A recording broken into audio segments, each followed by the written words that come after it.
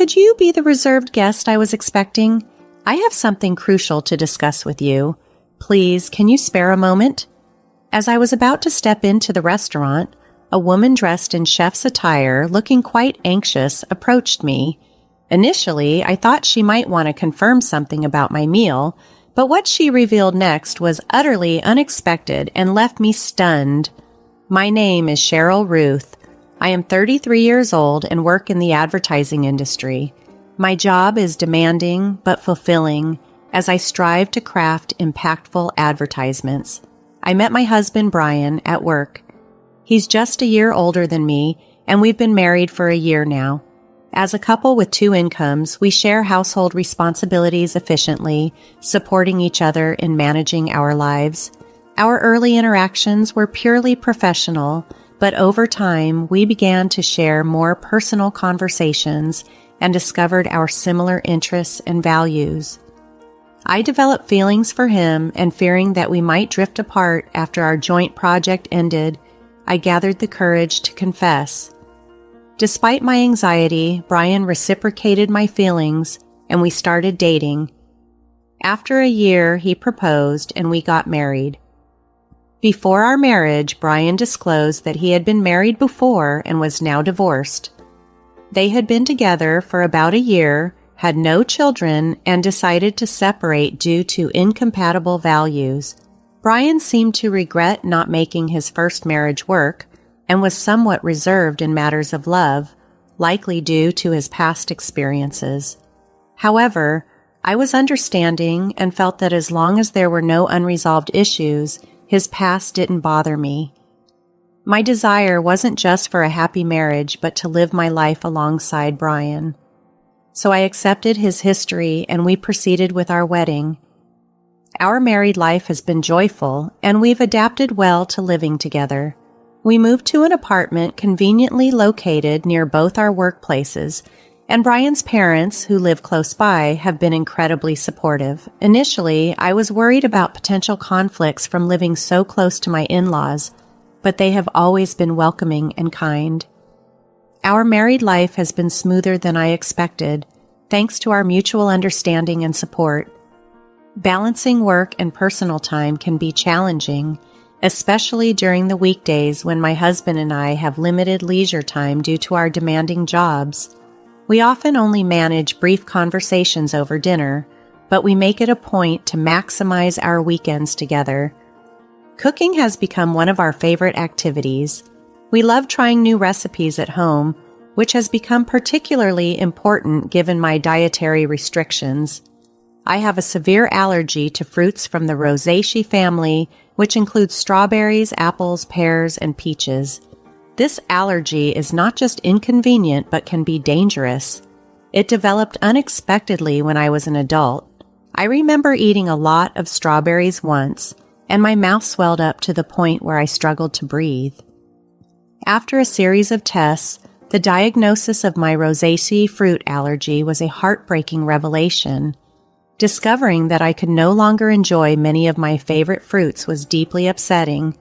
Eating out has become a challenge because even when I think a dish might be safe, these fruits could be hidden ingredients. Just a slight exposure can cause my skin to redden and swell.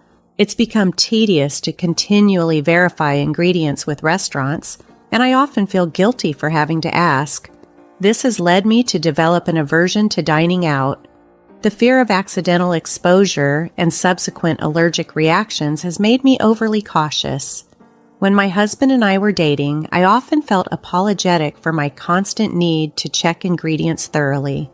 Without such vigilance, I can't fully relax or enjoy meals. However, cooking at home has become a haven. Choosing and preparing ingredients together has become a cherished routine that mitigates my worries. Fortunately, my husband and his parents are incredibly supportive of my situation, which eases a lot of the mental strain. My mother-in-law, in particular, understands allergies very well due to her father's severe wheat allergy. Her empathy and knowledge have been a huge comfort, making my transition into married life smoother and helping me manage my dietary restrictions with less stress. Cooking and eating at home has become a joyful activity for us, and a necessary adaptation to ensure my well-being. Allergies can be serious, even life-threatening, so we always take them seriously. My mother-in-law took the time to understand my specific dietary needs and went out of her way to ensure that any meal we shared was safe for me. Whether we were dining at her home or eating out, she took additional precautions to let me enjoy my meals without fear. "You shouldn't have to be scared during meals. I'll make sure everything is safe for you," she assured me once, a gesture that nearly brought me to tears. I've grown to have a wonderful relationship with my in-laws, especially my mother-in-law, who treats me as if I were her daughter. We often spend time together, and my husband and his parents are genuinely caring people. Thanks to their efforts, my initial fears about managing my allergies have all but disappeared. One memorable day, I received a promotion at work for a project proposal I initiated, which was a big success. I shared the exciting news with my family, and they were all overjoyed, particularly my mother-in-law. To celebrate, she suggested we go to an upscale restaurant located in a luxurious hotel, an establishment I had dreamt of visiting since my student days. Despite the grandeur, I hesitated because of the extravagant setting and my concerns about the menu. "You don't have to hold back. It's such a joyous occasion. Let me treat you," she insisted, genuinely pleased about my achievement. Her enthusiasm warmed my heart, but I still had reservations. Before my allergy diagnosis, I had browsed the restaurant's website, fantasizing about trying their fruit-filled tart. I knew that the restaurant frequently used fruits from the Rosaceae family in their dishes. While I appreciated my mother-in-law's generosity, the restaurant's penchant for using allergenic ingredients made me nervous. In the past, whenever we dined out, we would inform the staff of my allergies in advance, but I always felt guilty for the extra trouble. We usually opted for places that rarely used fruits from the Rosaceae family to minimize the risk. Even though the restaurant could prepare dishes without these fruits, the thought of a kitchen that regularly handled them was frightening. The potential for cross-contamination was too high a risk for comfort. In the end, my decision leaned towards caution, preferring to celebrate in a way that ensured both safety and enjoyment without the underlying fear. Due to my concerns about a potential allergic reaction, I initially hesitated to accept my mother-in-law's invitation to dine at a high-end restaurant. Nonetheless, she was persistent and reassuring. "Don't worry, I'll inform them about your allergy when I make the reservation. I also know someone there, so they'll take good care of us," she confidently assured me. I was surprised to learn of her connection to the restaurant, as neither she nor my husband had ever mentioned it before. It seemed she preferred to keep such details private. Her enthusiasm, coupled with my curiosity about the restaurant's cuisine, eventually swayed me. Given her consistent consideration of my allergies, I felt a bit more at ease about the idea. When I discussed it with my husband, he was also surprised to hear about his mother's connection, but was reassured knowing that they were informed and would take precautions. "It's a celebration of your promotion, right? Make sure to enjoy yourself," he encouraged with a smile. Although I had initial reservations due to my allergies, the restaurant had always been a place I admired. So with everything arranged, I decided to embrace the occasion. Since our lunch was scheduled on a weekday, I took a half day off from work. After finishing my morning tasks, I dressed in a more formal outfit than usual, paying extra attention to my appearance. My colleagues noticed my attire and, learning about my plans, wished me a good time. Upon arriving at the hotel, my mother-in-law was already there, waiting. Together, we made our way to the restaurant located on the first floor. Thanks to our reservation, we were immediately escorted to our table. Our reservation was for 2 p.m., but we were informed of a slight delay due to the busy lunch hour. Understanding the popularity of the place, I decided to order just drinks initially and wait patiently. Feeling relaxed after finishing work and buoyed by my mother-in-law's company, I ordered champagne. We engaged in delightful conversation, enjoying the moment and the anticipation of our meal. surrounded by the elegant ambiance of the restaurant. I had enjoyed champagne before, but the glass I sipped that day somehow tasted superior, enhancing my already high spirits. The allure of the restaurant I had long admired, and the tantalizing dishes at nearby tables heightened my anticipation for our meal. Just as I was settling into the moment, the unexpected ring of my phone from inside my bag pulled me back to reality. I hadn't turned it off, and seeing the call was from work, I felt a sudden jolt of sobriety, worried there might be an urgent issue. I excused myself from my mother-in-law and stepped outside the restaurant to take the call, ensuring privacy in case the conversation involved sensitive information. It turned out to be about a document I had submitted earlier. My colleague needed some clarifications. Relieved it wasn't due to an error, I quickly addressed their questions and was about to hang up when an unfamiliar woman approached me. "Excuse me, are you the customer who made a reservation for today's meal at the restaurant?" she asked. Dressed as a chef, presumably from the restaurant's kitchen, she looked rushed and slightly breathless, her expression laden with concern. I was puzzled by her appearance outside the kitchen during such a busy time, but her next words made my heart sink. "It's dangerous to go back to the restaurant now. Please leave the hotel and ensure your safety immediately." Her intense demeanor and urgent warning left me stunned. Seeking further explanation, yet unable to fully grasp the situation under the pressure, I felt the blood drain from my face. Without fully understanding but driven by her insistence on immediate danger, I quickly hailed a taxi in front of the hotel and headed home. That evening, my phone rang again. It was my mother-in-law, and her tone was sharp and furious, something I had never encountered from her before. "You had everything set up to celebrate, and you just left without a word. Don't you know basic manners? What kind of upbringing did you have?" She chastised me, clearly embarrassed and upset that I had left the celebration abruptly without explaining, leaving her to handle the reserved special course on her own. Her words were harsh, and I realized the gravity of the misunderstanding and the strain it had unexpectedly caused. I had always seen my mother-in-law as a kind and gentle woman, but during our phone call there was no hint of that gentle person. I thought she would be concerned about my sudden departure, worried something might have happened to me. Instead, she was furiously yelling, her intensity making me wonder if the rumors I had heard about her might be true. As I stayed quiet, she continued to berate me, criticizing not only me but also my parents and the way they raised me. "You've been silent this whole time. Don't you realize you've done something wrong? You're not fit to be my son's wife," she raged. After a long tirade, she seemed to calm down slightly, and I finally found the courage to speak up. "You told me you had informed the restaurant about my allergies when you made the reservation, and I could relax, right? But the restaurant wasn't aware of my allergies. What happened?" I asked. The reality was that the meal that day included ingredients I was allergic to, not just in the dessert, but also in the main courses, hidden in marinades and sauces. The woman who approached me outside the restaurant had taken the reservation call from my mother-in-law and confirmed that no mention of my allergies had been made.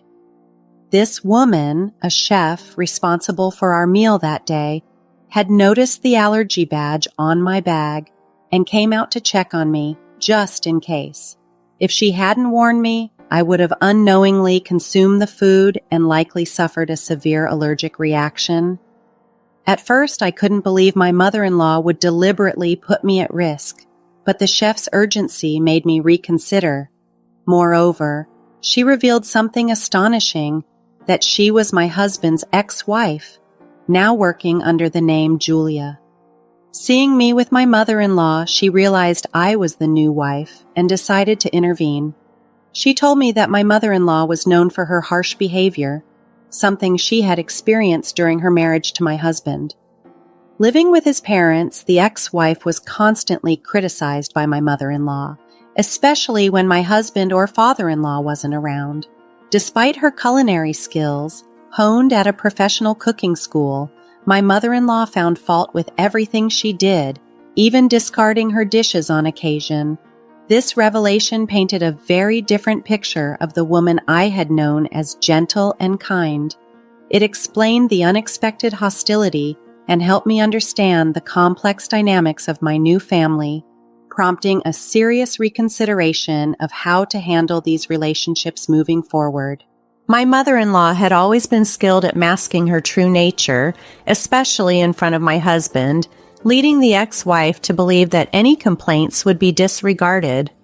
Recently transitioned to a full-time housewife, she found herself lacking financial independence and constantly under the vigilant eye of her mother-in-law. Feeling trapped and isolated, with no one to confide in and unable to gather any tangible proof of her mistreatment, she eventually saw divorce as her only escape.